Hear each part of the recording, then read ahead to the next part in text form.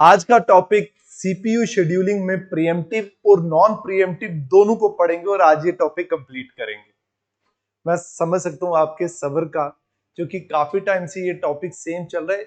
ये topic important है और हर कंसेप्ट जो है उसको प्रैक्टिकल समझना भी इंपॉर्टेंट है, इसलिए इस टॉपिक में टाइम लगा है। बट अगर आप सभी वीडियोस को कंप्लीट करते हैं तो आपका ये टॉपिक बहुत अच्छे से कवर हो जाएगा और आपको हर कंसेप्ट भी क्लियर हो जाएगा। ये टॉपिक इंपॉर्टेंट है एग्जाम के लिए, जैसे कि मैं हर वीडियो में आपको बोलता हूं कि अगर आप इस टॉपिक को कवर करते हो तो बड़े ज्यादा चांसेस हैं कि जिस लेवल का क्वेश्चंस एग्जाम में आ रहे हैं तो इस टॉपिक से डिटेल में आपको क्वेश्चन पूछा जा सकता है। चलिए स्टार्ट करते हैं आज इस टॉपिक को। प्रीएम्प्टिव का ये हमारा लास्ट सेकंड लास्ट ये रह गया, एक और है प्रीएम्प्टिव का जो मेथड है उसको भी हम पढ़ेंगे। ये सेकंड लास्ट है। लॉन्गेस्ट रनिंग टाइम फर्स्ट, नाम से ही आपको पता चल रहा होगा कि जिसका टाइम बर्स्ट लॉन्गेस्ट होगा वही सबसे पहले एग्जीक्यूट होगा या उसको सीपीयू सबसे पहले मिलेगा। ठीक है जी, पहले थ्योरी पढ़ लेते हैं थोड़ी, उसके बाद हम पढ़ेंगे इसका न्यूमेरिकल देखेंगे। ठीक है, also known as preemptive longest job first. देखिए लॉन्गेस्ट जॉब फर्स्ट ये जो मेथड है ये नॉन प्रीएम्प्टिव का है, लेकिन अगर मैं इसको प्रीएम्प्टिव मेथड से करता हूं, इसी सेम मेथड को प्रीएम्प्टिव मेथड से, तो वो बन जाता है लॉन्गेस्ट रिमेनिंग टाइम फर्स्ट। ठीक है, is a CPU scheduling algorithm that gives priority to the process with the longest remaining time execution time, remaining execution time. ठीक है जी, सेम बात मैंने बोली है, जिसका रिमेनिंग टाइम लॉन्गेस्ट होगा वही पहले एग्जीक्यूट होगा। Advantages give priority to heavy long process so they don't get stuck waiting at the end. क्योंकि देखिए अगर शॉर्ट प्रोसेस ही पहले एग्जीक्यूट होंगे तो लॉन्ग प्रोसेस जो होंगे उनको टाइम लगेगा एग्जीक्यूट होने में। तो इसीलिए क्या किया जाता है, इस मेथड से अगर आप करते हैं एग्जीक्यूशन तो जो लॉन्गेस्ट वाले उनको पहले एग्जीक्यूट किया जाएगा। देखिए हर मेथड का एक अपना एडवांटेज भी है और एक अपना डिसएडवांटेज भी है। ठीक है, तो एग्जीक्यूट होता जाएगा। और इसका ये डिसएडवांटेज है कि अगर लॉन्ग को ही आप एग्जीक्यूट पहले करते जाओगे, प्रायोरिटी देते रहोगे, तो जो शॉर्टेस्ट वाले होंगे उनको ज्यादा टाइम लग जाएगा प्रोसेस को। ठीक है, ensures long CPU bound task make consistent, ये भी इसका एडवांटेज है। ठीक है, अब देखिए स्टारवेशन में आपको ऑलरेडी बता चुका हूं, स्टारवेशन का मतलब है ब्लॉकिंग। ठीक है, शॉर्टर, ये डिसएडवांटेज है इसका, shorter process can wait indefinitely if long jobs keep entering the queue. सही बात, वही तो मैंने बोला, अगर लगातार क्यू में लॉन्ग प्रोसेस वाले ही जॉब्स आते रहेंगे तो जो शॉर्टर प्रोसेस वाले हैं उनको वेट करना पड़ेगा काफी टाइम तक। ठीक है, high context switching, high context switching में आपको हर वीडियो में एक्सप्लेन कर चुका हूं, जिसमें जब आप एक प्रोसेस से सीपीयू दूसरे प्रोसेस की तरफ स्विच होता है तो वो जो डेटा सारा सेव करता है, पीसीबी जो सेव करता है उसको क्या बोलते हैं, कंटेक्स्ट स्विचिंग बोलते हैं। Frequent preemption add significant CPU. ठीक है जी, चलिए अब नेक्स्ट, अब इसका ये पढ़ लेते हैं, ये कर लेते हैं ये। ठीक है, फॉर प्रैक्टिकल है ये, बस इसी का, इसके बाद आज हम इसका प्रैक्टिकल कोई भी पार्ट नहीं करेंगे और इससे आपको काफी अंडरस्टैंडिंग भी बन जाएगी। ठीक है, अब देखिए ये वापस arrival time, burst time, turn around time, waiting time, response time, ये आपको दिया। चार प्रोसेस है, उनका अराइवल टाइम दिया और उनका बर्स्ट टाइम दिया। मतलब प्रोसेस 1 को एग्जीक्यूट होने के लिए 2 सेकंड लगेंगे, प्रोसेस 2 को एग्जीक्यूट होने के लिए 4 सेकंड लगेंगे, प्रोसेस 3 को 8 सेकंड, प्रोसेस 4 को कितने लगेंगे, 6 सेकंड। इसके लिए हम गैंट चार्ट बनाते हैं और गैंट चार्ट के लिए हम क्या बनाते हैं, रनिंग स्टेट। और रनिंग स्टेट क्या होती है बेटा, जब प्रोसेस आपका सीपीयू के पास पहुंच जाता है उसको बोलते हैं रनिंग स्टेट। और इस चार्ट को बोलते हैं बेटा गैंट चार्ट, गैंट चार्ट बोलते हैं इसको। ठीक है, चलिए अब देखिए अराइवल, सबसे पहले 0 सेकंड की अगर मैं बात करूं तो 0 सेकंड में एक ही प्रोसेस पहुंचा, कौन सा, P1। तो यहां पे P1 आ गया। अब P1 आ गया क्योंकि ये प्रीएम्प्टिव है, तो प्रीएम्प्टिव का मतलब है इसको कुछ लिमिटेड टाइम मिलेगा। मान लेता हूं मैं एक एक सेकंड का टाइम दे रहा हूं मैं हर प्रोसेस को एग्जीक्यूट करने का, एक एक सेकंड का। जब मैंने इस प्रोसेस को एक सेकंड के लिए एग्जीक्यूट किया, इसकी 2 यूनिट्स का काम था इसके ऊपर, हम मान लेते हैं इसका 2 यूनिट्स का काम है इसके ऊपर, 2 यूनिट। तो जब एक सेकंड के लिए एक यूनिट कंप्लीट हो गया और एक यूनिट रिमेनिंग बच गया, मतलब अब इसका एक यूनिट का काम पेंडिंग है। ठीक है, जैसे आप टाइम से रिलेट करो वैसे भी समझ सकते हो, काम से रिलेट करो वैसे भी समझ सकते हो, ठीक है। जब मैं 1 सेकंड में पहुंचा तो 1 सेकंड में मेरे जो रेडी क्यू में वो सेकंड प्रोसेस लोड हो गया। सेकंड प्रोसेस की अराइवल टाइम क्या 1 सेकंड, 1 सेकंड में वो लोड हो गया। लोड होने के बाद अब जब वो लोड हुआ, ये एग्जीक्यूट हुआ, ये सिर्फ 1 सेकंड के लिए एग्जीक्यूट होगा। एग्जीक्यूट होने के बाद बेटा ये वापस क्या चला जाएगा, वापस रेडी क्यू में चला जाएगा। जब ये वापस रेडी क्यू में गया तो रेडी क्यू में 1 सेकंड तक दो प्रोसेस थे, एक P1 और एक P2।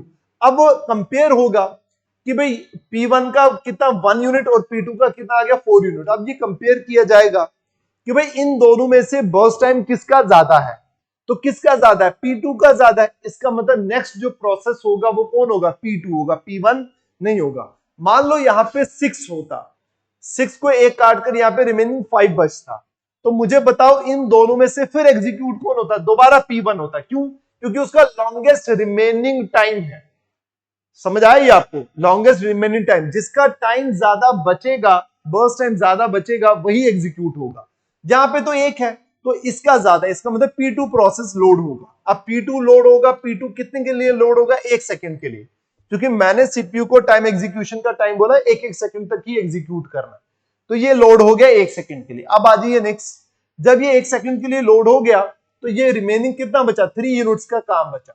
जब ये 2 पर पहुंचा, 2 पर रेडी क्यू में वापस एक प्रोसेस लोड हो गया, कौन सा, प्रोसेस 3। आई होप यार ये आपको समझ आता हो।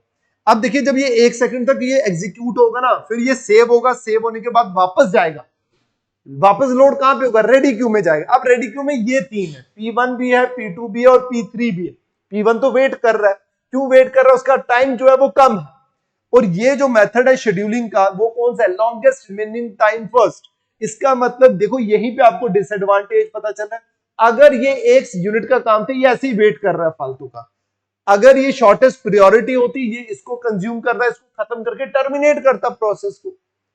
लेकिन इसने क्या किया, इस प्रोसेस को वेट करवाया, क्योंकि इसका शेड्यूलिंग ये है, इसका मेथड ये है कि जिसका टाइम ज्यादा है उसी को एग्जीक्यूट करना है पहले, ये अननेसेसरी वेट करेगा। अब ये 3 लोड हो गए बेटा, जब 3 लोड हो गए तो मुझे बताओ अब यहां पे कौन आएगा, अब बर्स्ट टाइम किसका है, 1 यूनिट, 3 यूनिट और 8 यूनिट, सबसे ज्यादा टाइम किसका है, 8 का। तो यहां पे अब बेटा कौन लोड होगा, P3 लोड होगा। और P3 कितने देर के लिए लोड, 1 सेकंड के लिए। हम एक एक टाइम का इंटरवल रख रहे हैं, 1-1 सेकंड, 1-1 सेकंड। अब ये 1 सेकंड के लिए हुआ, तो मुझे बताओ 1 सेकंड तो पीछे कितने यूनिट्स का काम बच गया, 7 यूनिट्स का काम बच गया। अब यहां पे कहां पर पहुंच गया मैं, 3। अब मैं जब 3 पर पहुंचूंगा तो 4th प्रोसेस क्या होगा, वापस लोड हो जाएगा कहां पे, रेडी क्यू में। अब बेटा रेडी क्यू में 4 प्रोसेस है, एक P1, P2, P3, P4। अभी तक कोई भी टर्मिनेट नहीं हुआ है। ये इसका काम 1 यूनिट का पेंडिंग है, इसका 3 यूनिट का पेंडिंग है, इसका 7 यूनिट का पेंडिंग है, और ये अब लोड होगा उसमें या नहीं होगा, देखते हैं अभी, ठीक है, समझ आ गया। अब इन चारों पे कंपेयर होगा कि किसका सबसे ज्यादा टाइम है, 1 ज्यादा है, 3 ज्यादा है, 7 ज्यादा है या 6 ज्यादा है। तो बेटा ज्यादा कौन सा, 7। अब जब 7 ज्यादा है तो इसका मतलब दोबारा यहां पे कौन लोड होगा, P3 लोड होगा। दोबारा कौन लोड होगा यहाँ पे, P3। कितने सेकंड के लिए, 1 सेकंड के लिए। ये कटेगा और पीछे कितना बच जाएगा, 6 यूनिट्स का काम बच जाएगा, 6 यूनिट्स का काम बच जाएगा। समझ आ गया ये। अब देखो ये वापस यहां पे वापस कंटेक्स्ट स्विचिंग होगी, सेव होगा, दोबारा लोड होकर रेडी क्यू में जाएगा। रेडी क्यू में जा गया, अब फिर दोबारा कंपेयर होगा कि बताओ जी सबसे ज्यादा कौन है, जिसका टाइम 1 नहीं, 3 नहीं, 6 और 6। यहां पे हो गया बेटा टाई। अब जब यहां पे टाई हो गया तो अब बोल रहे कि अब ये कौन सा प्रोसेस को उठाएगा, ये डिपेंड करेगा फर्स्ट कम फर्स्ट सर्व पे।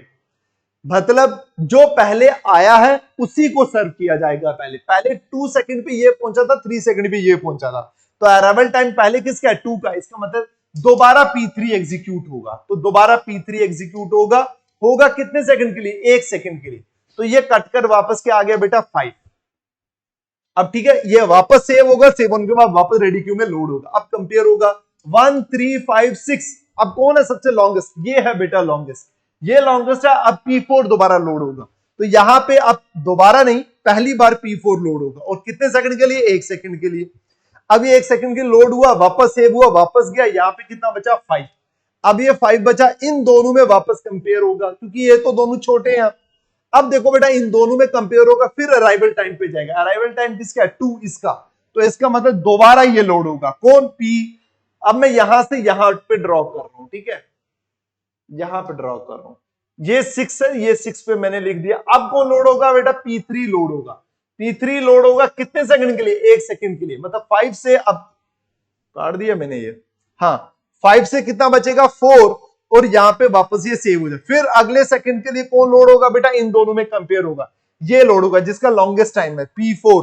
फिर अगले टाइम पे कौन लोड होगा, 1 सेकंड वापस ये जाएगा, ये यहां पे बचेगा 4। फिर कौन लोड होगा, P3, ये P3 लोड होगा, यहां पे बचेगा 3। फिर ये वापस सेव होगा, यहां पे आ गया 10। फिर ये लोड होगा 3, यहां पे आ गया P4। फिर लोड होगा बेटा P3। तो ये ऐसे P3 लोड होगा 2, नहीं सॉरी, यहां पे मैं थोड़ा जल्दबाजी में करते। अब हम जब 3 में पहुंचे ना बेटा, जब हम 3 पे पहुंचे, जब हम 3 पे पहुंचे, 3 पे पहुंचने के बाद अब आपको ध्यान पे रखना है, जब मैं यहां पे 3 पे पहुंचा, P4 लोड होने के बाद P3 पे पहुंचा, अब ये भी 3 है, ये भी 3 है, और ये भी 3 है। अब इन तीनों का कंपेयर होगा। अब इन तीन में जब कंपेयर होगा तो पहले किस पे, क्योंकि ये तो टाई हो गया। अब टाई जो है उसको कैसे डिसाइड किया जाता है, फर्स्ट कम फर्स्ट सर्व के हिसाब से, जिसका अराइवल टाइम पहले होगा वही पहले लोड होगा। तो अराइव 1 सेकेंड, 2 सेकेंड, 3 सेकेंड, तो पहले कौन आया था, P2 आया था। तो अब यहां पर जाकर कौन लोड होगा, P2 लोड होगा 1 सेकेंड के लिए, ये कटकर यहां पे आ जाएगा 2। यही चलता जाएगा बेटा। अब मैं इसको करता रहूंगा, अननेसेसरी कोई फायदा नहीं है, ठीक है, बस आपको ये इतना समझ आ गया। टर्न अराउंड टाइम भी मैंने ऑलरेडी एक्सप्लेन करके प्रीवियस वीडियो में बताया हुआ है, वेटिंग टाइम भी बताया। टर्न अराउंड टाइम क्या होता है आपका, completion time minus arrival time. जैसे जैसे आप निकालते जाएंगे, वेटिंग टाइम क्या होता है बेटा, turn around time minus burst time. और रिस्पॉन्स टाइम क्या होता है, जब आपको फर्स्ट टाइम सीपीयू मिलता है, सीपीयू फर्स्ट टाइम मिलता है, minus burst time, minus burst time ये होता है ना, हाँ बर्स्ट टाइम होता है, ठीक है जी।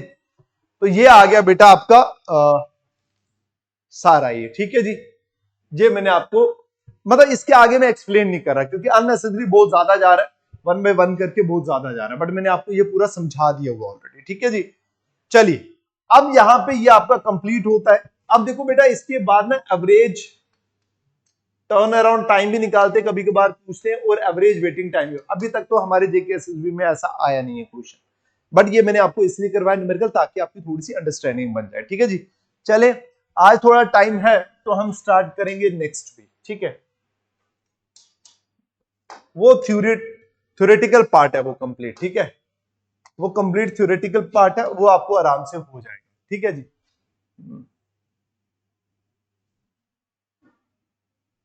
चलिए जी, ये आ गया फर्स्ट कम और फर्स्ट सर्व। चलें अब ये बेटा जो है, अब हम जो मैंने आपको पढ़ाया था वो था प्रीएम्प्टिव, ये है नॉन प्रीएम्प्टिव। नॉन प्रीएम्प्टिव कौन सा होता है, जिसमें आप सीपीयू को डिस्टर्ब या फिर इंटरप्ट नहीं कर सकते। अगर सीपीयू ने कोई प्रोसेस ले लिया है तो वो पहले उसको पूरा एग्जीक्यूट करेगा फाइनल तक, उसके बाद ही नेक्स्ट प्रोसेस को लेगा। तो ये मतलब है इसका, ठीक है। अब देखें प्रिंसिपल क्या है, processes are served in the order they arrive. यहीं से समझ आता है फर्स्ट कम फर्स्ट सर्व। जैसे क्यू होता है ना, फर्स्ट इन फर्स्ट आउट, जो पहले क्यू भी अलग अलग तरह के होते हैं, जैसे लास्ट इन फर्स्ट आउट, उसी तरह फर्स्ट इन फर्स्ट आउट। अब ये उसी तरह का है, जो पहले जाएगा वही पहले, उसी को पहले सीपीयू मिलेगा जो पहले पहुंचेगा। तो in order they arrive, whoever comes first runs first, जो पहले आएगा वही पहले रन होगा। एडवांटेजेस क्या है, simple to understand and implement, बिल्कुल ठीक। नो स्टारवेशन, मतलब कोई ब्लॉकिंग नहीं है, ठीक है। Every process eventually gets the CPU, हर प्रोसेस को क्या मिलेगा, सीपीयू मिलेगा। ब्लॉकेज नहीं ना होगा कि लॉन्ग, अभी जो हमने पढ़ा, अगर जैसे P1 अभी जो हमने पढ़ा, P1 प्रोसेस को वेट करना पड़ा, ब्लॉकेज आ रहा था, इसमें कोई ब्लॉकेज नहीं है। पहले एक प्रोसेस खत्म होगा, फिर दूसरा होगा, फिर तीसरा, आराम से। डिसएडवांटेज क्या, कॉन्वॉय इफेक्ट। कॉन्वॉय इफेक्ट कैसी होती है, जैसे कॉन्वॉय चलती है ना, मतलब कॉन्वॉय मान लो कि आपका हाईवे में कोई ट्रक जाम हो गया, उसकी वजह से अननेसेसरी छोटी छोटी कार मोटरसाइकिल सबको जाम लग जाता है, वही कॉन्वॉय इफेक्ट होता है। कि अगर एक long process hold the CPU, अगर पहले ही कोई ऐसा प्रोसेस आ गया जिसकी ड्यूरेशन बर्स्ट टाइम ज्यादा था, अगर उसने सीपीयू को पकड़ लिया तो पीछे जो छोटे थे वो क्या हो जाएंगे, वो फंस जाएंगे, उनको टाइम ही नहीं मिलेगा, उनको सीपीयू ही नहीं मिलेगा। तो इसलिए उसको बोलते हैं कॉन्वाय इफेक्ट। याद रखिएगा, हो सकता है कहीं पे डेफिनेशन आए। While Manning short processes pile up waiting, वो क्या करेंगे, वेट करना पड़ेगा उनको। हाई एवरेज वेटिंग टाइम, इनका जो एवरेज टाइम होता है वेटिंग, एवरेज वेटिंग टाइम जो होता है वो हाई होता है, और बर्स्ट टाइम वेरीज वाइडली। जिस बर्स्ट टाइम जितना ज्यादा वेरी करेगा उसके हिसाब से वेटिंग टाइम भी क्या हो जाएगा, ज्यादा हो जाएगा। ठीक है, अब चलिए नेक्स्ट। ये अच्छा, ये यहीं पे कंप्लीट हो गया। ठीक है, ये लास्ट पॉइंट भी आपको समझ आ गया। जितना बर्स्ट टाइम, मतलब अगर प्रोसेस 5 है, उनका बर्स्ट टाइम ज्यादा वेरी करता है तो उनका वेटिंग टाइम भी क्या हो जाएगा, ज्यादा हो जाएगा। ठीक है, अगर पहला का बर्स्ट टाइम अगर मान लो कि 1 मिनट का है, दूसरे का जो है वो 2 मिनट का, तो वेटिंग टाइम भी तो ज्यादा हो रहा है ना एवरेज का। पहले को 1 मिनट वेट करना है, दूसरा प्रोसेस, पहले को तो चला गया, वो सीपीयू मिल गया उसको, लेकिन जो दूसरा प्रोसेस है उसको 1 मिनट वेट करना पड़ेगा, क्योंकि पहले प्रोसेस का जो बर्स्ट टाइम है वो 1 मिनट है। तो एवरेज जो वेटिंग टाइम है वो क्या हो रहा है बेटा, इंक्रीज हो रहा है। ठीक है जी, चले नेक्स्ट। शॉर्टेस्ट जॉब फर्स्ट, मतलब ये हमने पढ़ा था प्रीएम्प्टिव में भी, बट प्रीएम्प्टिव में शॉर्टेस्ट रिमेनिंग जॉब फर्स्ट पढ़ा था। ठीक है, टाइम फर्स्ट। तो ये नॉन प्रीएम्प्टिव होता है। Among all processes in the ready queue, the one with the shortest burst time is selected first, is selected next, gives minimum average waiting time for a given set of. अब देखो ये बेटा, ready queue में जो जिसका burst time सबसे छोटा होगा, कम होगा, उसी को लिया जाएगा। ठीक है, gives minimum average waiting time for a given set of process. ये मैं आपको समझाता हूं कि इसका मतलब क्या है यहीं पे, क्योंकि ये यहां पे भी एक्सप्लेन किया हुआ है, तो यहां पे एक्सप्लेन एडवांटेज। अब देखो मिनिमम एवरेज टाइम मतलब क्या है कि ये क्या करेगा, जो एवरेज वेटिंग टाइम है उसको क्या करेगा, ये प्रोसेस को, मतलब मान लीजिए हम शॉर्टेस्ट में पढ़ रहे हैं, तो मान लीजिए आपका क्या है जी, जैसे मैं एग्जांपल देता हूं। ठीक है, एग्जांपल देता हूं मैं, बार्बर शॉप की एग्जांपल देता हूं। ठीक है, मान लीजिए तो बार्बर शॉप में जा रहा है, वहां पे शॉप पे अगर वो जा रहा है तो वहां पे 5 लड़के चले गए, पांचों का काम एक ही टाइम पे पहुंचे, पांचों का 5। ठीक है, लेकिन क्या हुआ, पांचों का अलग अलग, कोई किसी ने हेयर कट करवाना है, ठीक है, किसी ने फेशियल करवाना है, ठीक है, किसी ने ट्रिम करना है, किसी ने कुछ और छोटा छोटा मोटा काम करना है। अब जो हेयर कट करेगा उसको तो ज्यादा लंबा टाइम लगेगा। मान लो किसी को हेयर कट नहीं करवाना, किसी को सिर्फ फेशियल करना है। अब मुझे तो डिफरेंस नहीं पता ज्यादा, बट फेशियल करवाने में मैं समझ लेता हूँ कि 15 मिनट लगते हैं और हेयर कट में 30 मिनट्स लगते हैं। तो अब बार बार देखेगा यार ये दोनों बंदे आए, अब भाई 30 मिनट वाले को ज्यादा टाइम लगेगा, अब मैं एक काम करता हूँ पहले फेशियल वाले को निपटा देता हूँ।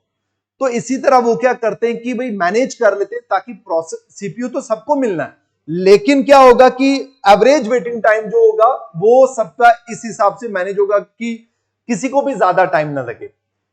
ऐसा ना हो कि अगर हेयर कट वाले को पकड़ लिया तो वो क्या करेगा, फिर वो जो दूसरे को बेचारे को 10-15 मिनट लगने, उसको अननेसेसरी टाइम लगेगा, वेट करना पड़ेगा। ठीक है, gives minimum average waiting time, कम से कम कि भाई हाँ ठीक है भाई थोड़ा सा टाइम पे तू वेट कर ले, मैं इसको फटाफट निपटा लेता हूँ।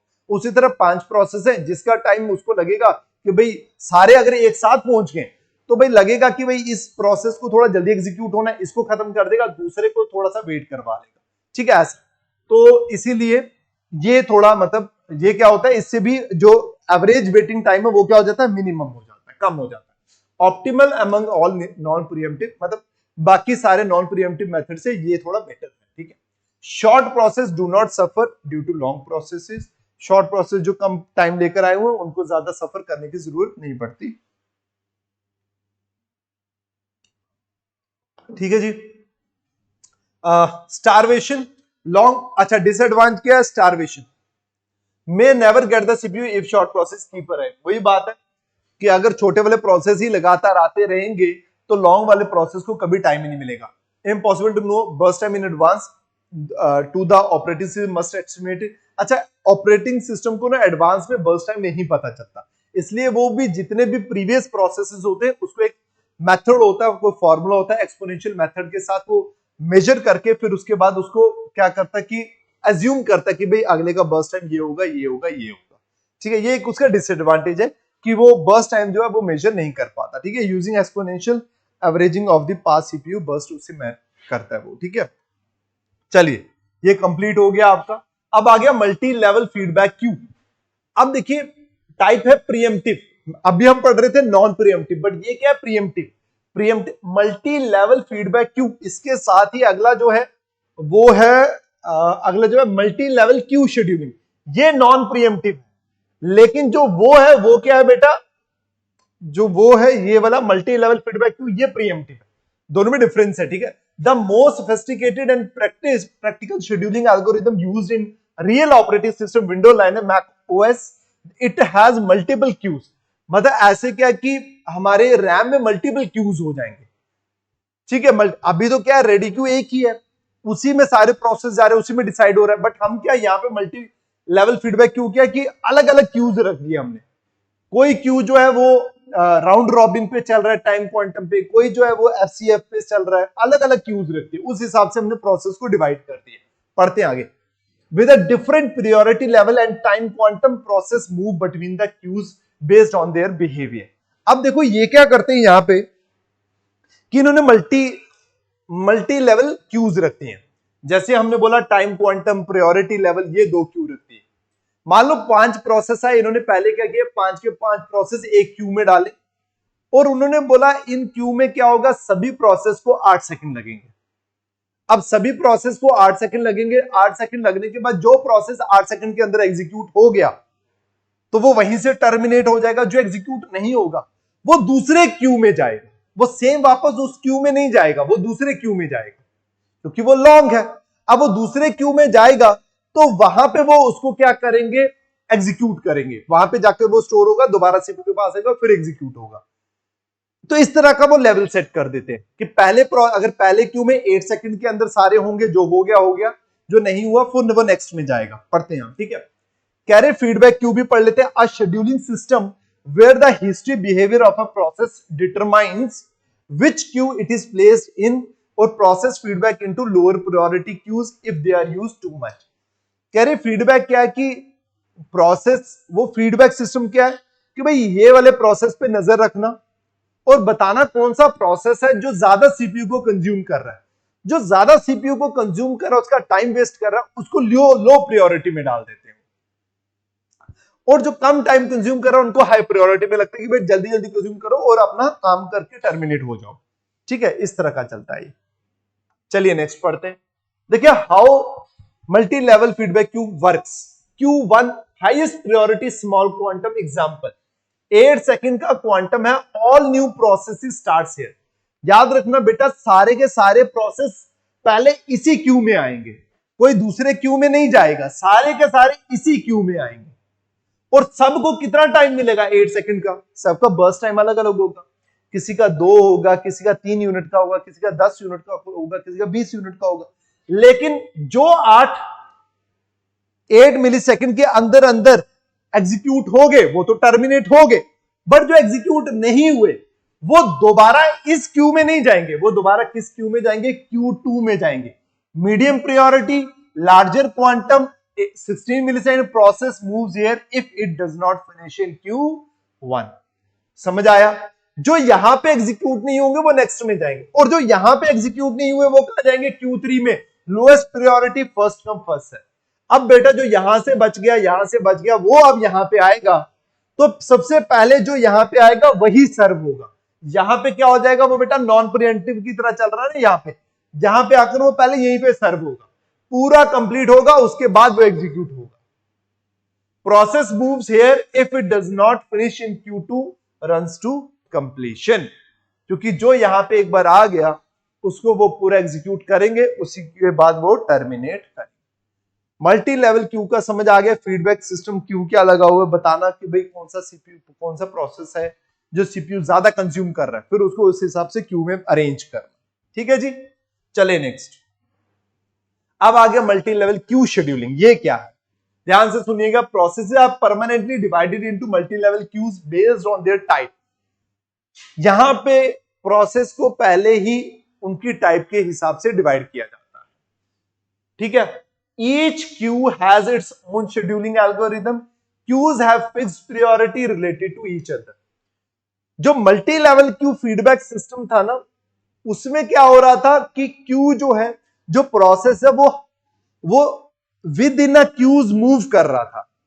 मतलब Q1 से Q2, Q2 से Q3। लेकिन यहां पे ऐसा नहीं होता, यहां पे जो प्रोसेस जिसकी हाईएस्ट प्रायोरिटी है, मतलब जैसे मान लो सिस्टम प्रोसेस है, उसको Q1 में ही दिया जाएगा और वो यहीं पे रहेगा, वो यहां से मूव नहीं होगा। जो जिसकी प्रायोरिटी मीडियम की है, इंटरेक्टिव प्रोसेस जैसे ब्राउजर और एडिटर, ये भी राउंड रॉबिन क्यू है, रे भी राउंड रॉबिन क्यू है, ये first come first serve, first come first serve, ये लिस्ट प्रायोरिटी है। ये जैसे हाईएस्ट प्रायोरिटी है बेटा, ये क्या,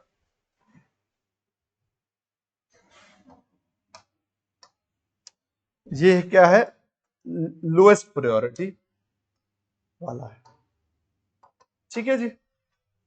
जैसे बैकग्राउंड जॉब चल रही है, ठीक है, एडिटिंग प्रोसेस चल रहा है, ये मीडियम में आ गया, ब्राउजर भी ये आ गया, मतलब हाईएस्ट से थोड़ा कम है, लेकिन आपका जो सिस्टम प्रोसेस है वो सबसे हाईएस्ट प्रायोरिटी में है। तो ये पहले इसको ध्यान से, इसमें और उसमें यही डिफरेंस है कि multi level Q feedback system में क्या होता है, प्रोसेस एक क्यू से दूसरे क्यू, दूसरे क्यू से तीसरे क्यू पे शिफ्ट होते हैं। यहां पे शिफ्ट नहीं होते, यहां पे जो प्रोसेस को असाइन किया जाएगा क्यू, वो वहीं पे रहेगा। Each queue has its own scheduling algorithm. Queues have fixed priority relative to each other. चलिए जी नेक्स्ट। अच्छा खत्म हो गया। अब ये नॉन प्रीएम्प्टिव है बेटा। It selects highest response ratio next. It selects the next process based on the highest response ratio. इसके रेशियो के हिसाब से ही नेक्स्ट प्रोसेस को सिलेक्ट किया जाता है। और इस रेशियो को कैसे डिसाइड किया जाता है, ये है formula, waiting time burst time divided by waiting time. जिसका भी रिस्पांस रेशियो प्रोसेस का ज्यादा आएगा, मतलब मान लो P1 है, पहले उसका waiting time burst time divided by burst time calculate किया जाएगा, फिर P2 है, फिर उसका कैलकुलेट किया जाएगा, दोनों में से जिसका हाईएस्ट होगा उसी को सीपीयू पहले दिया जाएगा। ठीक है जी। Starvation prevention, jobs that wait a long time get a higher ratio, so they finally runs। ठीक है जी, प्रिवेंशन होती है, मतलब बचता है यहां से, ब्लॉकिंग नहीं हो पाती। जिस जॉब वेट, जो ज्यादा देर तक वेट करेगा उसका हाइयर रेशियो आएगा, और रेशियो हाइयर आएगा अगर, तो उसको पहले ही क्या दिया जाएगा, सीपीयू प्रोवाइड किया जाएगा। ठीक है जी, समझ आ गया। चलिए अच्छा, इसके बाद मैंने आपको यहां पे एक लॉन्गेस्ट का नहीं करवाया, लॉन्गेस्ट